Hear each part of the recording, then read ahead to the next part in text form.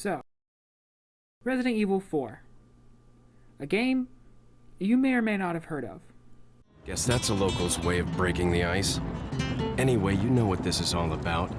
Well, recently, at least it was recent when I had originally conceived this idea, 6 years have passed since that horrendous incident. the game got a remake, and it's decent. But before I actually got my hands on the remake, I decided to dip my toes in the original again with a challenge run, something that I've never actually done intentionally before. You are a long way from home, cowboy.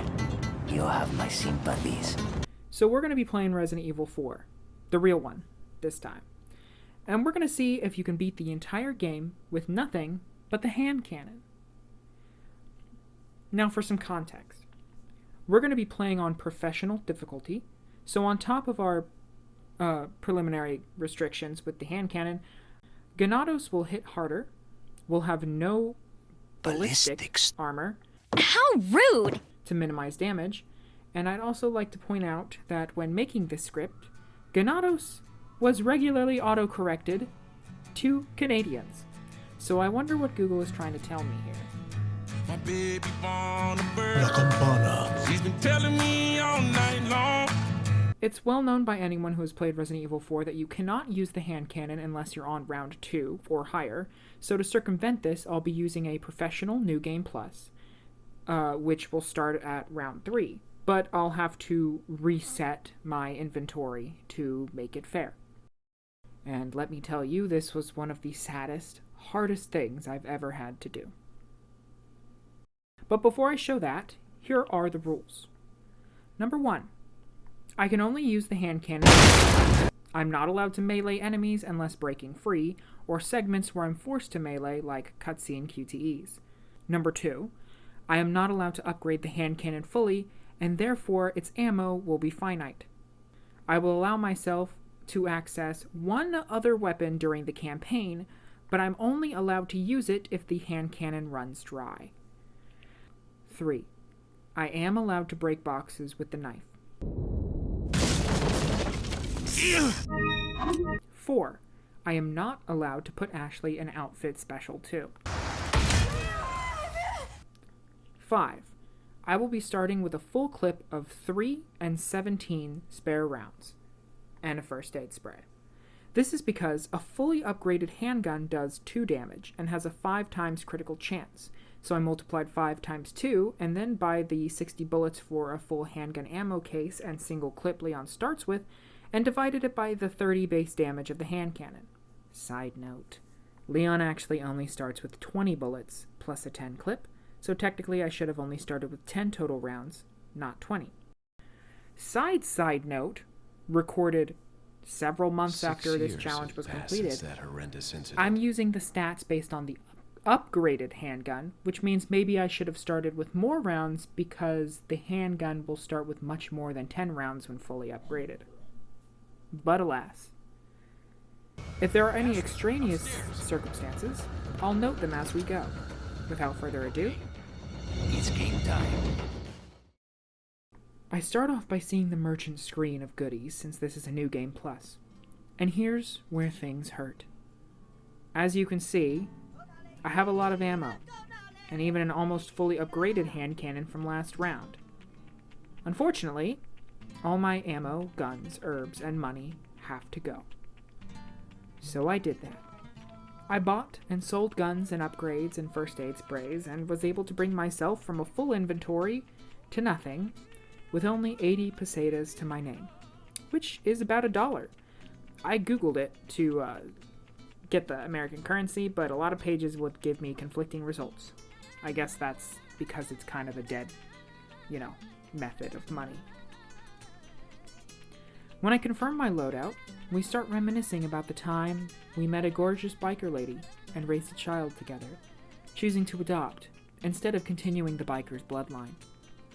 Unfortunately, everyone got caught in the rain, since there was no more umbrellas around to protect us. Umbrella was finished. It caused us to slip and fall on a button that blew up the entire city. Who put that there? Anyway, after the US government got word that we accidentally killed thousands of innocent civilians and covered up the city's involvement in biological warfare that will continue to affect millions, they had no choice but to punish me with a high-paying job and sent me to another country so I could commit the same war crime again. I drive through a lovely place with my 2 American friends who are practicing their accents to blend in. You. Who are you, really? Come on and tell us. While we infiltrated the local town. We arrived at an invisible barrier, and one of my friends walks out to open it via the penis lock. And without any trouble, It's freezing. we arrive at our destination. In order to blend in with this European Puebla, Forget your makeup or something? I wear a bomber jacket, strap a knife to my shoulder, and carry a revolver. I decided to walk towards a house nearby to see what clothes the villagers wear. I see a man tending to a fire, and think that he should know that my ideal woman should be treated like the standard. What? I decided to walk towards a house nearby to see what clothes the villagers wear. I see a man tending to a fire, and think that he should definitely know what my ideal woman should be treated. What? I see a man tending to... I decided to walk towards a house nearby to see what clothes the villagers wear. I see a man tending to a fire and think that he should know that my ideal woman should be treated like the standard ideal woman, and decide to show him a photo of a 20-year-old girl, despite the fact that I'm almost 30.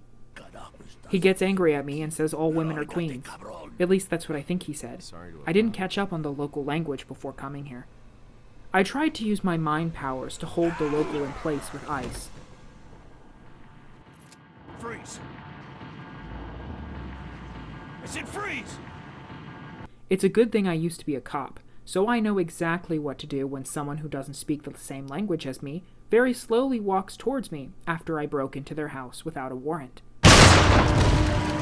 Since I wasn't in America, the other locals drove on the wrong side of the road, causing them to crash into the car with my friends in it. Everything is so backwards in other countries. My supervisor calls me and I tell her that I killed someone already, despite being on a stealth mission, and she took it pretty well, not even caring much. She gives me an order, and I tell her she's not my mom, and that I was going to do that task anyway, whether she told me to or not. I check the villager's body, and astutely point out that this dead man wasn't dead until he died. I decided to go check if my friends were okay, but I wanted to cause property damage in the process, so I jumped out a window 2 stories above ground. The locals didn't like that, but I didn't ask, so I introduced them to my friend Colt and moved on. I walked along the path into the village and stumbled onto a dog who was injured. At least it looked like a dog, but it was caught in a bear trap, so maybe it was lying to me. Either way, I freed the dog bear, because no matter how many times I walk through this area in any challenge, nothing will keep me from saving him.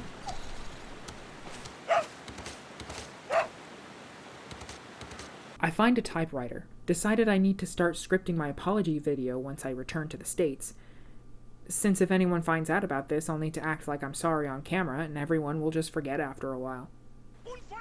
Afterwards, I ran into another local, and he wanted me to play Ring Around the Rosie with him, and I happily agreed.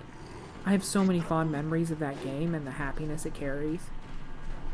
But apparently in this area, happiness is deadly, because my new friend was so happy, he spontaneously combusted, and I was alone, again.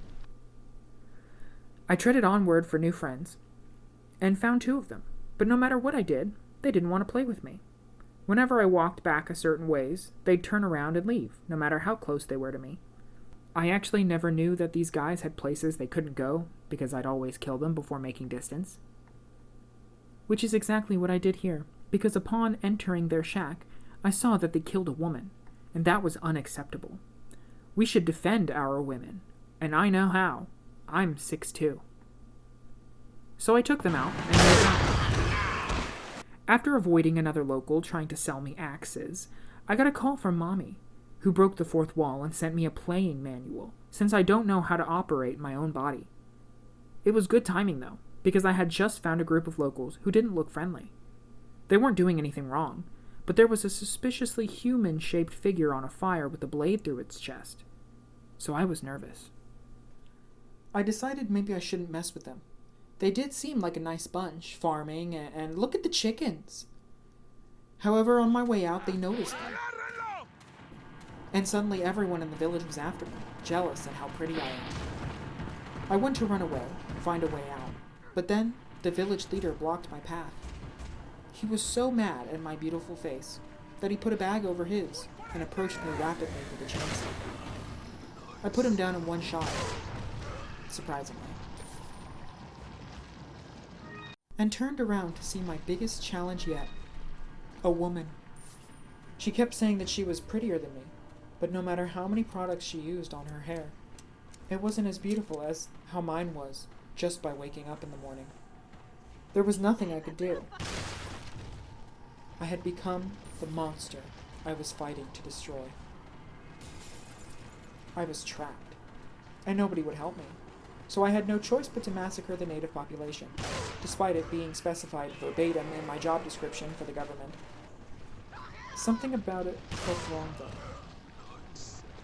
until I saw a blue glow from their bodies. They had treasure on them. Then it hit me. They were pirates. They wanted all the gold for themselves and would protect it with their lives. This isn't murder, it's justice. Because a box of gold is worth more than any human life. So I had to burn through half my ammo while running around, hoping and praying I could survive. And weirdly, my prayers were answered. A church bell rang in the distance, and the remaining pirates dropped their garden tools and waltzed off, leaving me to deliver a fantastic one-liner to nobody. Where's everyone going? Bingo? Hunnigan congratulated my success, and told me to go thank the owner of the church for saving me, and I set off to do just that. First, I loot the village, including a tantalizing but useless shotgun on the wall, as well as handgun ammo and gold, and I move on. More farming areas, more pirates. I had to write my sins down on a typewriter I found because confessing to sins means I'll have no consequences from doing them. Afterwards, I realized that confessing is boring, so I should just try not to sin more, so I wouldn't have to do it again. So I steal some of the eggs the pirates have to live off of, because since their teeth is gold, they can't chew hard foods. And I leave without any resistance.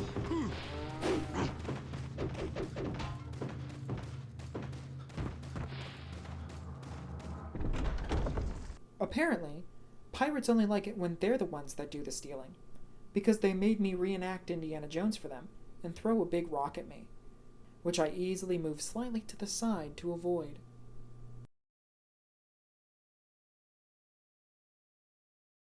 But that wasn't the last of them. They waited for me to pass a bridge, holding dynamite. So I did what any cool guy would do, and refused to look at any of the explosions they cast down on me.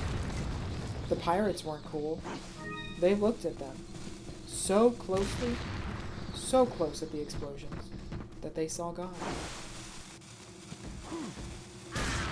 And made the path clear for me. Unfortunately, a trap blocking my path forced me to use a bullet just to avoid damage. But it was worth it, as it led to more gold and a large moving closet. Thinking I was going to end up in Narnia like I always wanted, I opened the closet up, but the only thing in it was a man. As he came out of the closet, I felt like doing the same. He was tied up and gagged, and I was jealous. So after he told me how he wanted it, A little rough, don't you think? I took off his bindings in order to see if they fit me. Before we could test them out, a finely dressed man approached, most likely the pirate captain. Cornered, I decided the best course of action was to jump into his big, strong arms. But as he caught my kick, he threw me aside, worried that if I engaged in melee combat, I would fail the challenge. On top of another man, barely conscious, I thought to myself, what a polite gesture on the captain's part, before passing out. Let us give you our power.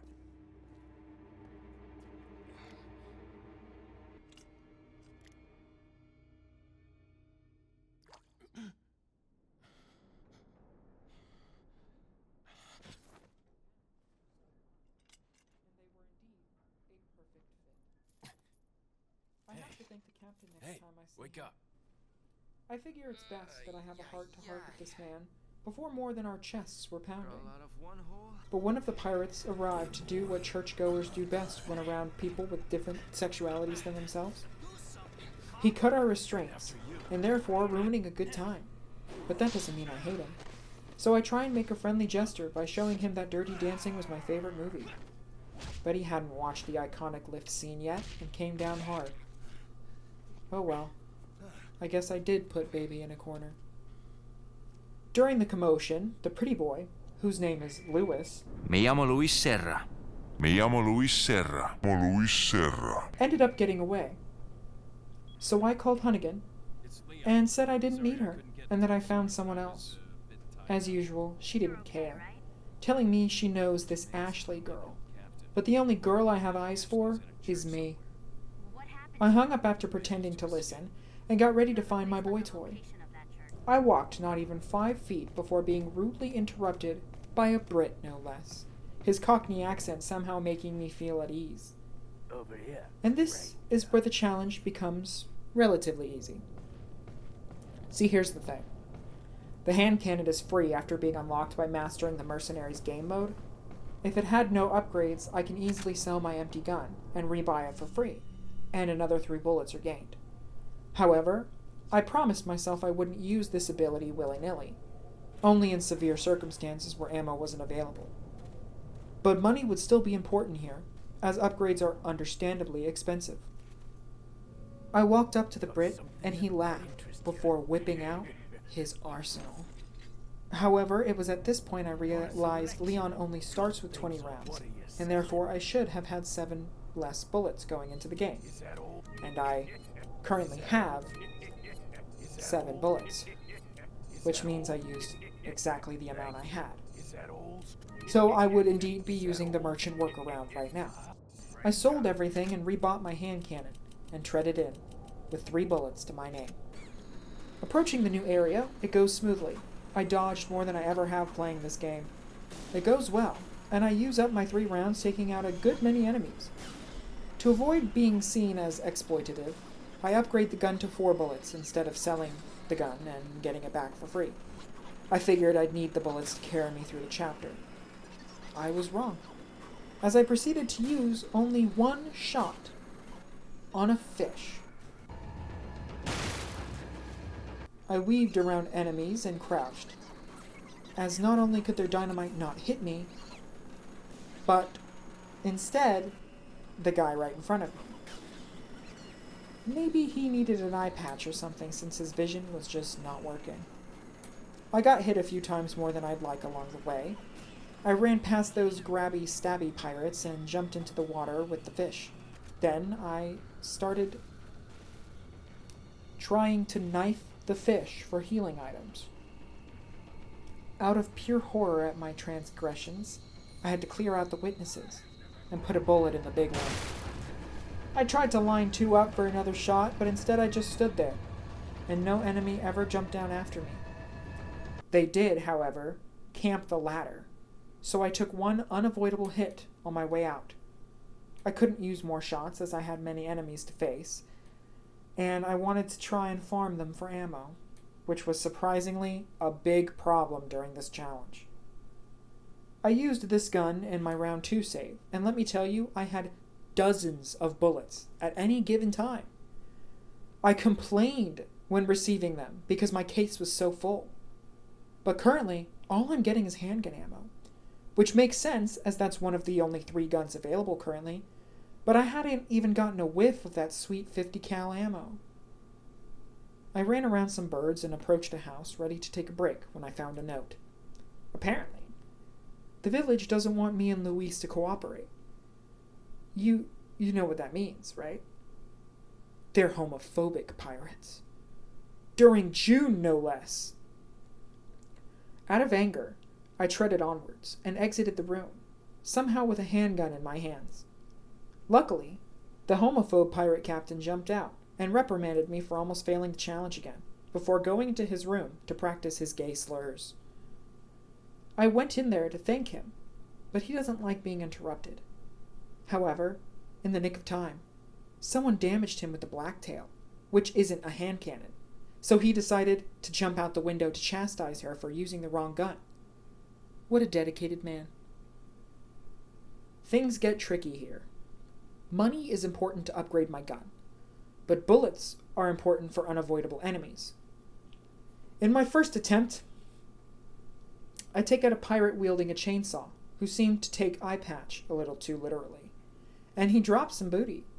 But after running past the enemies, I entered the village again with 0 bullets, and the villagers lined up perfectly for a shot, one which I couldn't deliver. So I decided to reload the save, and saved 1 bullet for the group. I shot them, reloaded, shot them again with more bullets in the way, and then got a total of 0 bullets. Thankfully, I wented. The words wented apparently was not flagged as incorrect grammar.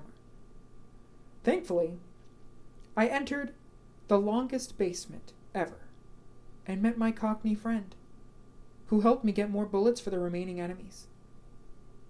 Entering the graveyard, I started getting the feeling I wasn't wanted there. So I ran past the religious pirates with weapons until I remembered that one ahead had a little something called dynamite. As in, they might die in a stupid way if they throw it into a horde. And that's exactly what happened. 7 enemies gone without a single bullet used, and not a single bullet gained.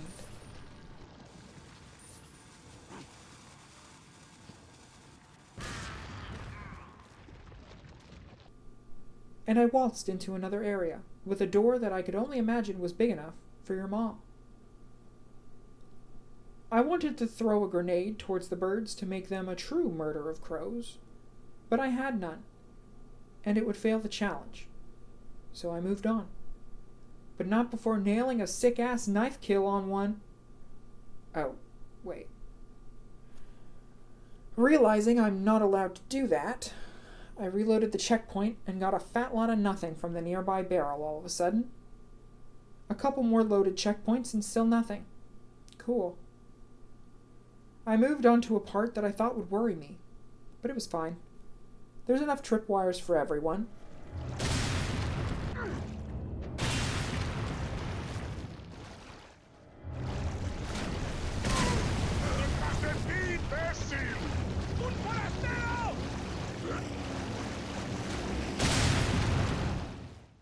I did use a couple bullets at the end just in case ammo was possible, but to no avail. Then I decided to Google the ammo to see if it wouldn't pop up till the castle, as that's when I started using it in my previous save. It seemed like people were getting it in droves, since it's not limited the way Magnum ammo is, but it didn't tell me it had a lower chance to drop in the beginning. I figured maybe I should try and encourage ammo dropping by getting another weapon, and hopefully it doesn't give me the ammo for it. Ugh, that was a bad idea, let me just say, and in hindsight. I walked up a hill, pondering my choices in life, when I saw it. The lake's pants python declared ACAB in the most on-the-nose way possible. Or I guess, in the mouth way possible. I'd never seen one the same size as mine, so I had to go look at it. It, thinking it had competition, decided to sword fight me. A problem arose. I couldn't pick up my gun. I couldn't damage such a nice specimen, but I had to protect myself. You could say I failed, but hear me out. I'm currently in a pirate-owned vessel, and what do pirates use as weapons? Cannons. And how was I firing them? My hands. So the way I see it, it's fair game. Its foreskin was tough, but nothing good Poon can't handle. I rammed into his log holding area several times before finishing, and we both went limp. However, he tried to tie me up to start round 2, but I wasn't ready yet. I had to rest. While sleeping on the nice floor of a cabin, it seemed like I was having dreams of something gestating inside me. From that moment, it was clear. I was now pregnant with the lake's child. Waking up, I found a note from someone who wanted to help me with my newfound problem. But since Roe v. Wade had been overturned, I could literally be charged with capital punishment for removing a child that was forcefully put in me by someone who would get off without consequences if I'm outside my domestic area. So I decided to restock my ammo, as anyone rightly would from this information, and was now on a mission to find a way to get this baby out and hide the evidence.